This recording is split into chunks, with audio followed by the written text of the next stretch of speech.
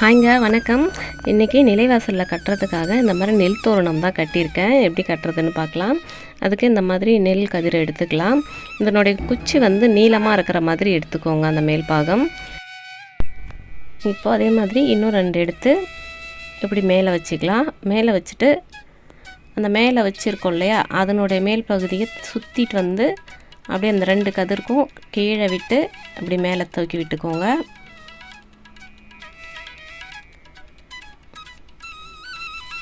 அவ்வளோதான். இது வந்து 2த்தையும் நாட் போட்ட மாதிரி ஆகிடும். இப்போ அதே போல் இன்னொன்று எடுத்து அதுக்கு 2த்துக்கு சென்டரில் வச்சு கீழே இருக்கிறத மேலே தள்ளி விடுங்க. இப்போ வச்ச கதிர் வந்து இப்படி கீழே எடுத்து விடுங்க. இப்போ வச்ச கதிர் சென்டரில் இருக்கணும். அதே போல் மறுபடியும் எடுத்து வச்சுக்கலாம். இந்த மாதிரி சென்டரில் வச்சுட்டு ஜடை பின்னுற மாதிரியே ஒன்று ஒன்றா சேர்த்து வச்சு பின்னிட்டு வர போகிறோம்.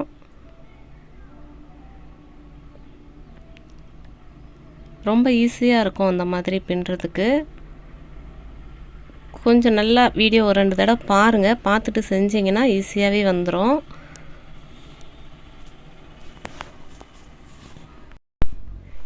இந்த மாதிரி கதிர்களை 3 எடுத்து வச்சுக்கோங்க. 3, 4, 5 நம்ம இஷ்டம் தான், எப்படி வேணாலும் வச்சுக்கலாம். நான் வந்து பார்த்திங்கன்னா ஒரு சிலது 3 வச்சுருக்கேன், 4 வச்சுருக்கேன், 5 வச்சுருக்கேன். ஏன்னு பார்த்திங்கன்னா அந்த கதிர் வந்து நெல் அவ்வளோவா இல்லாததை ஒன்று சேர்த்து வைக்கிறதா இருக்குது. அதிகமாக இருக்கிறது கொஞ்சம் கம்மி பண்ணி வைக்கிறதா இருக்குது. இதை வந்து நான் கடையில் ரேட் கேட்டப்போ 450 ரூபா சொன்னாங்க. அந்த அளவுக்கு ஒர்த்தே கிடையாது. 450 ரூபா கொடுக்குற அளவுக்கு அதில் ஒன்றுமே இல்லை. நம்ம கட்டுற அளவுக்கு மொத்தமாகவும் கிடையாது. அப்படியே தின்னாக லேயராக தான் இருந்தது. ரொம்ப மொத்தமாக 450 ரூபா கொடுத்து வாங்குகிற அளவுக்கு அது ஒர்த்து கிடையாதுன்னு தான் நான் சொல்லுவேன். அது வாங்கி நான் பார்த்தப்போ பார்த்திங்கன்னா அது எப்படி பின்னிருந்தாங்கன்னு பார்த்தேன். ஜஸ்ட் ஒரு தடவை பார்த்துட்டு வந்து அப்படியே நான் பின்னுறது தான். ரொம்ப நல்லா வந்தது. ரொம்ப ஈஸி மெத்தட். ஜடை பின்ன தெரிஞ்சாலே போதும், ஈஸியாக பின்னிட்டு வந்துடலாம். இது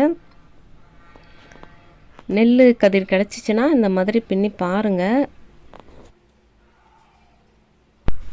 எனக்கு இன்னும் 450 ரூபா ரொம்ப அதிகமாக தெரிஞ்சுது. அதனால என் ஃப்ரெண்டு வீட்டில் விவசாயம் தான் பண்ணுறாங்க. அவங்கக்கிட்ட நெல் அறுவடைக்கு ரெடியாக இருந்ததுனால சொல்லி வச்சுருந்தேன். அவங்க அறுவடை பண்ண மறுநாளே எடுத்துன்னு வந்து கொடுத்துட்டு போயிட்டாங்க. இது என்னென்னா அவங்க வந்து மிஷினில் அறுக்கிறாங்க. சுற்றி ஓரத்தில் அறுத்த நெல் இது. அதனால் இந்த மாதிரி சின்னதும் பெருசுமாக இருக்குது. இந்த மாதிரி நெல் கிடச்சிதுன்னா நீங்கள் அழகாக நீங்களே பின்னிக்கலாம். ரொம்ப ஈஸியாக பின்னிக்கலாம். எனக்கு இந்த நெல் கதிர் பார்த்ததும் நான் 25 வருஷம் பின்னால் போயிட்டேன். எனக்கு கல்யாணம் ஆன புதுசெல்லாம் எங்கள் வீட்லேயும் பார்த்திங்கன்னா விவசாயம் தான் பண்ணுவாங்க. நெல் நட்டு அறுவடைக்கு ரெடியாக இருக்குது. எனக்கு கல்யாணம் ஆகிட்டு 20 நாள் ஆச்சு. அப்போது அறுவடை பண்ணி எல்லாம் தூக்கிட்டு வந்து அடித்து, அப்போல்லாம் வந்து மிஷின்லாம் அறுக்கிறதுலாம் இல்லை. அப்போது மிஷின்லாம் அந்தளவுக்கு அறிமுகம் இல்லை. கையிலே தான் அறுத்துட்டு வந்து அடிப்பாங்க. அதெல்லாம் பார்க்கும்போது ரொம்ப நல்லா இருந்தது. யாரெல்லாம் அந்த மாதிரி நெல் அறுக்கிறது அடிக்கிறதெல்லாம் பார்த்துருக்கீங்கன்னு கமெண்ட் பண்ணுங்கள். அப்போது அந்த நெல்லெல்லாம் சமக்கட்டி அடித்து நெல் தனியாக வைக்கோல் தனியாக எல்லாம் பிரிச்சுட்டு வேலையெல்லாம் முடிஞ்சிடுச்சு. நெல்லை வந்து காய வச்சுட்டு இருந்தாங்க. காய வைக்கும்போது எங்கள் ஆயா என்ன சொன்னாங்கன்னா 10 மூட்டை நெல் ஆகிருக்கு, ஒரு 3 மூட்டை நெல் வேக வச்சு காய வச்சு குத்திட்டு வந்துட்டோம்னா புழுங்கல் அரிசி ஆகிடும், இட்லிக்கும் வந்துடும், ஒரு வருஷத்துக்கு அரிசி பிரச்சனை இருக்காதுன்னு சொல்லிகிட்டு இருந்தாங்க. அப்போ நான் என்ன சொன்னேன்னா, ஏன் அதுக்கு புழுங்கல் அரிசியாகவே நட்டுருக்கலாம்ல அப்படின்னு சொன்னேன். அப்போ எல்லோரும் சிரிச்சிட்டாங்க. ஏன் சிரிக்கிறீங்கன்னு கேட்டப்போ, புழுங்கல் அரிசிலாம் விளையாது, பச்சரிசி தான் விளையும், அதை வேக வச்சு குத்துனா தான் புழுங்கல் அரிசி ஆகும், பச்சரிசி நெல் தான் வரும் அப்படின்னு சொன்னாங்க.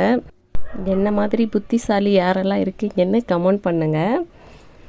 இப்போது எல்லாம் விவசாயத்தை பற்றி தெரியும் ஓரளவுக்கு.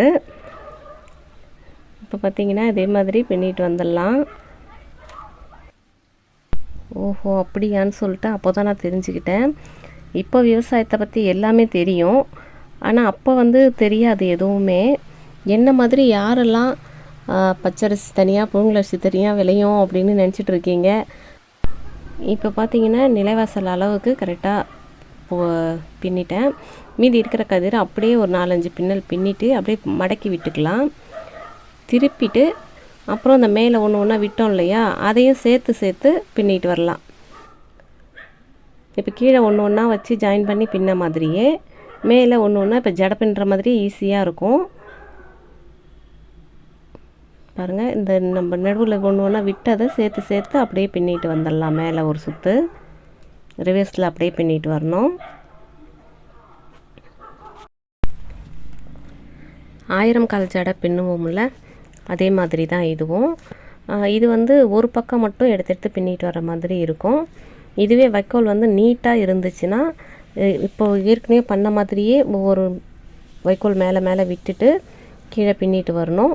மறுபடியும் ஒரு சுற்று அப்படியே இன்னொரு சுற்று பின்னிட்டு போகலாம். ஆனால் இது வைக்கோல் வந்து ரொம்ப சின்னதாக இருக்கிறதுனால இதோடு நான் முடிச்சிக்கிறேன் ஒரு சுற்றோட. இதுக்கு மேலே பாருங்கள், பின்னுறதுக்கே கஷ்டமாக இருக்குது. அதிலே ஒவ்வொரு குச்சி குச்சாக நீட்டாக இருக்குது பாருங்கள். அதெல்லாம் கட் பண்ணி விட்டுடலாம்.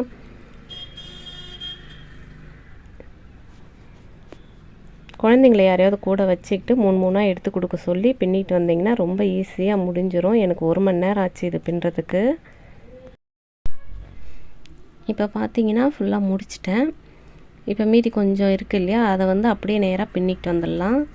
3 கலர் வச்சு எண்டு வரைக்கும் பின்னிடுங்க. பின்னிட்டு அதை அப்படியே மடக்கி பூ கட்டுற மாதிரி கயிறு போட்டு கட்டி விட்டுடலாம்.